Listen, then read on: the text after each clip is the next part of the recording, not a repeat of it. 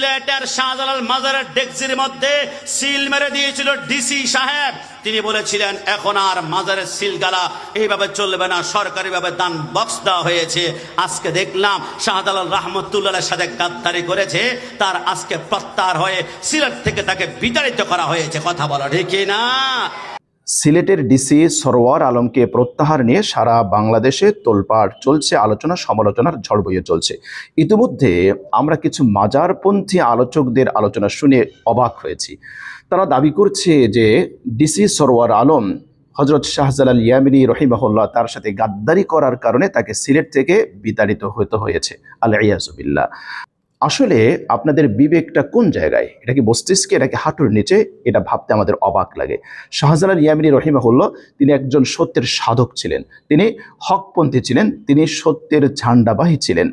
সিলেটের ডিসি সরওয়ার আলম তিনি কি করেছেন? সিলেট মাজারের গাঁজা, মদ, ফেনসিডিল এগুলো বন্ধ করেছেন এবং শত শত বছর ধরে সিলেটের মাজারে দানকৃত সম্পদের যে সঠিক হিসেব দেওয়া হয় না, এখানে দুর্নীতি করা হয়, লুটিপুটি খাওয়া হয়, তিনি তো তার বিরুদ্ধে ব্যবস্থা গ্রহণ করেছেন। তাহলে যদি আপনার কথা ধরে নেই তাহলেও বলতে হয়, কেন শাহজালাল ইয়ামিনী রহিমাহুল্লাহ তার বদদোয়া তার উপর পড়বে? কেন পড়বে? তিনি তো অন্যায়ের বিরুদ্ধে লড়াই করেছেন, তাহলে তো শাহজালাল ইয়ামিনী রহিমাহুল্লাহর আশীর্বাদ তার উপর পড়া উচিত।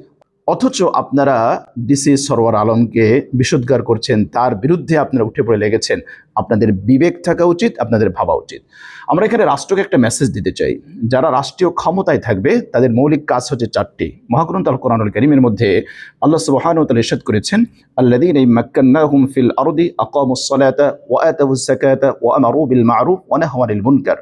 আল্লাহ সুবহানাহু ওয়া তাআলা বলেন, আমি যদি তাদেরকে ক্ষমতা দেই তাহলে তারা সালাত কায়েম করবে, তারা যাকাত আদায় করবে, তারা দুষ্টের দমন করবে, শিষ্টের পালন করবে, অর্থাৎ সৎ কাজের আদেশ করবে, অসৎ কাজের নিষেধ করবে। এ হলো মৌলিক চারটি কাজ।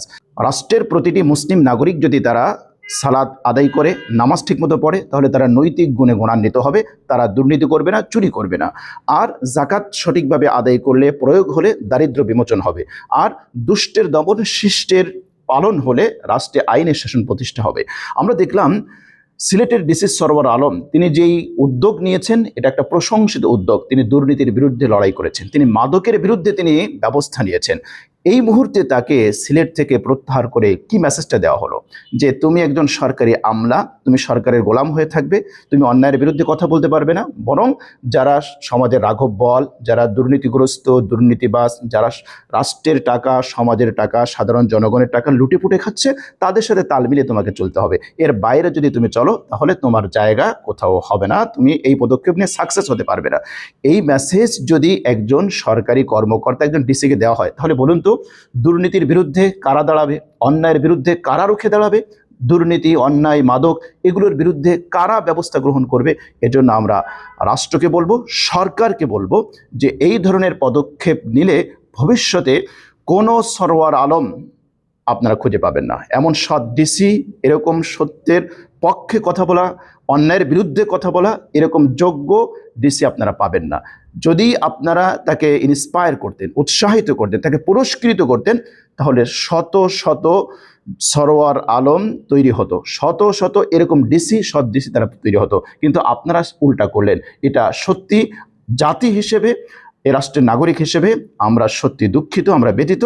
আমরা সত্যি আমাদের জন্য লজ্জাস্কর বিষয় যে ভালো কাজের জন্য পুরস্কৃত না করে তাকে পানিশমেন্ট পেতে হয়, তাকে শাস্তির আওতায় আসতে হয়। এটি সত্যি জাতি হিসেবে এটা আমাদের জন্য কলঙ্কজনক।